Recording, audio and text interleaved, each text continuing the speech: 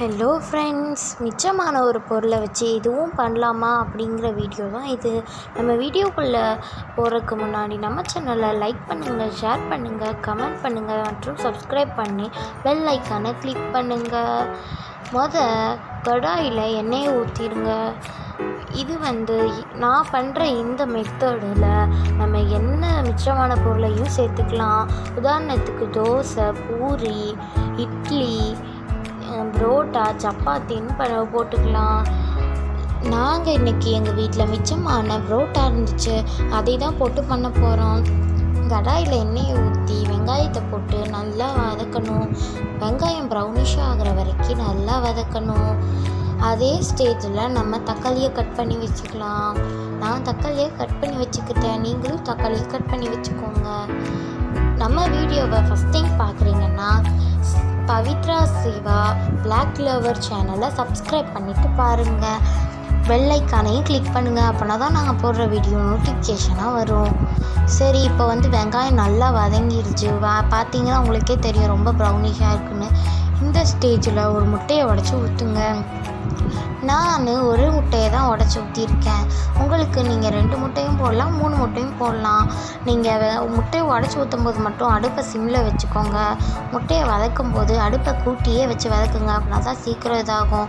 அது ஒன்றோட ஒன்று ஒட்டி தான் இருக்கும், இருந்தாலும் பரவாயில்லை. நீங்கள் சீக்கிரமாக வதக்குனீங்கன்னா ஒன்றோடு ஒன்று ஒட்டாமல் இருக்கும். இப்போது முட்டையையும் நல்லா வதக்கி வச்சுக்கணும். முட்டை இப்போ நல்லா வதங்கிருச்சு, உங்களுக்கு பார்த்தாலே தெரியும்னு நினைக்கிறேன்.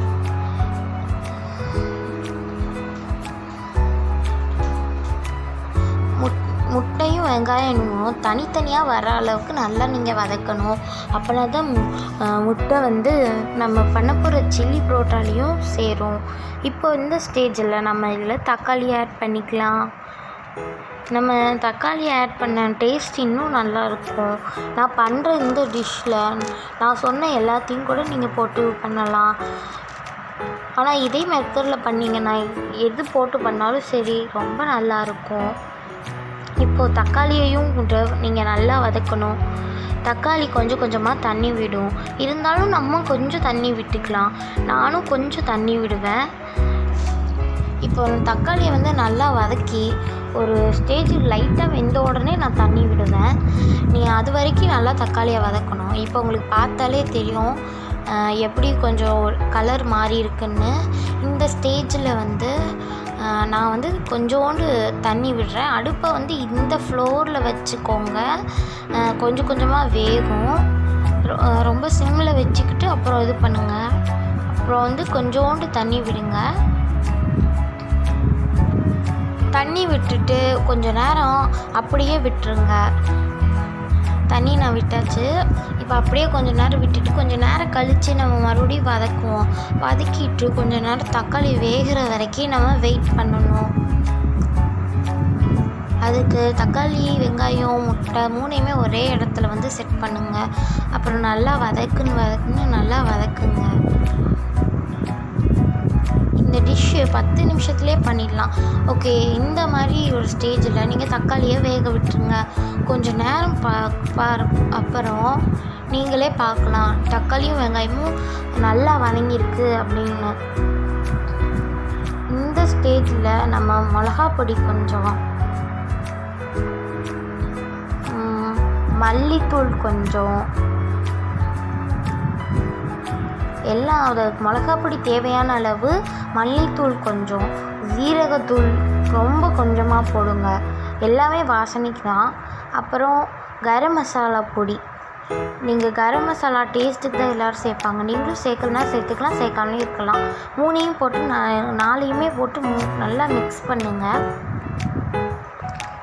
மசாலா வாசனைலாம் போய் பச்சை வாடெல்லாம் போய் அது டேஸ்ட்டுக்கான ஒரு வாசனை வரும். அது வரைக்கும் நல்லா நீங்கள் வதக்கிக்கிட்டே இருங்க. இப்போ நம்ம எடுத்து வச்சுருக்கிற நம்ம பிச்சு போட்ட புரோட்டா உதுத்து வச்சுருக்கோம். அதை நல்லா வதக்கி விட்டதுக்கப்புறம் அதை எடுத்து நம்ம வடைச்சட்டிக்குள்ளே போட்டுடலாம். உங்களுக்கே நல்லா தெரியும், தக்காளி வெங்காயம் இப்படி பார்த்தாலே நல்லா வெந்திருக்கிற மாதிரி தான் உங்களுக்கு தெரியுது. இந்த மாதிரி ஒரு ஸ்டேஜில் நம்ம புரோட்டாவை உதுத்து வச்ச புரோட்டாவை போட்டுக்கலாம். எல்லாத்தையுமே எடுத்து போட்டுக்கலாம். நீங்கள் எவ்வளோ வச்சாலும் பரவாயில்ல, அதுக்கேற்ற மாதிரி நீங்கள் வெங்காயம் தக்காளி நறுக்கி வதக்கி வச்சுக்கணும். சரி, இந்த மாதிரி ஒரு ஸ்டேஜில் வந்து பரோட்டாவை போட்டாச்சு. அப்புறம் நீங்கள் கொஞ்சம் லைட்டாக அப்படியே வதக்கி விட்டுக்கோங்க. அப்புறம் அப்படியே உப்பு போடுங்க. நான் உப்பு போட மறந்துட்டேன். நீங்கள் அந்த மசாலாவோடய சேர்த்து உப்பு போட்டு கிண்டிடுங்க. இப்போ நான் உப்பு போட்டுக்கிட்டேன். இதுக்கப்புறம் லைட்டாக கொஞ்சம் வந்து வதக்கி விட்டுருங்க. இதுக்கப்புறம் நீங்கள் நல்லா கிண்ட ஆரம்பிச்சிடலாம். பரோட்டா எல்லாம் மசாலாக்குள்ளே போகிற வரைக்கும், மசாலாவும் பரோட்டாவும் ஒன்றாகிற வரைக்கும், தக்காளி வெங்காயம் எல்லாமே ஒன்றாகும். அது வரைக்கும் நீங்கள் கிண்டி விட்டுக்கிட்டே இருங்க. ஆனால் பார்க்க ஒரு மாதிரி இருக்கும், ஆனால் டேஸ்ட் அல்டிமேட்டாக இருக்கும். நானே ட்ரை பண்ணி பார்த்தேன்னா பாருங்களேன், வாசனை அப்படி வரும். இப்போ நமக்கு தேவையானது ரெடி ஆகிடுச்சு, அவ்வளோதான். ஒரு பிளேட்டில் மாற்றி வச்சோம். டேஸ்ட் எப்படி இருக்குன்னு நான் பார்க்குறேன். ஓ, செம்மையாக இருக்குது. உங்கள் வீட்டில் நீங்களும் சேனல் ஆரம்பித்ததுலேருந்து எங்களுக்கு 20 சப்ஸ்கிரைபர் வந்திருக்கு. அந்த 20 பேருக்கும் ரொம்ப ரொம்ப நன்றி. மேலும் மேலும் நீங்கள் எல்லாருமே சேர்ந்து எங்களை சப்ஸ்கிரைப் பண்ணணும்னு எங்களோட ஆசை. இந்த வீடியோ உங்களுக்கு பிடிச்சிருந்துச்சுன்னா லைக் பண்ணுங்கள், ஷேர் பண்ணுங்கள், கமெண்ட் பண்ணுங்கள். மற்றும் பவித்ரா சிவா பிளாக் லவர் சேனலை சப்ஸ்கிரைப் பண்ணுங்கள். தேங்க்ஸ் ஃபார் வாட்சிங். பாய்.